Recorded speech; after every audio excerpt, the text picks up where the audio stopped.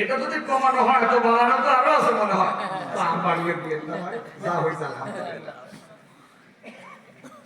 ওরা আইন পাস করলে তেলাওয়াত করা যাবে না। আমার আল্লাহ তাআলা বলতেছে আমার উপরে কোনো আইন চলবে না। আইনের উপরে ফোঁটা দিলে কি হয় জানেন?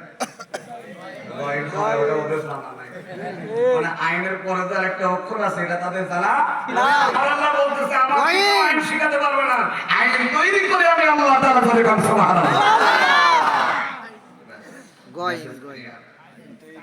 আল্লাহ রাব্বুল আলামিন বলেন, হাবিব ওরা কৌশল করেছে তেলাওয়াত বন্ধ করা, আমি আল্লাহ তাআলা কৌশল করলাম তেলাওয়াত করা। তেলাওয়াত করার পারমিশন দিলেন, কিন্তু কৌশলটা কি?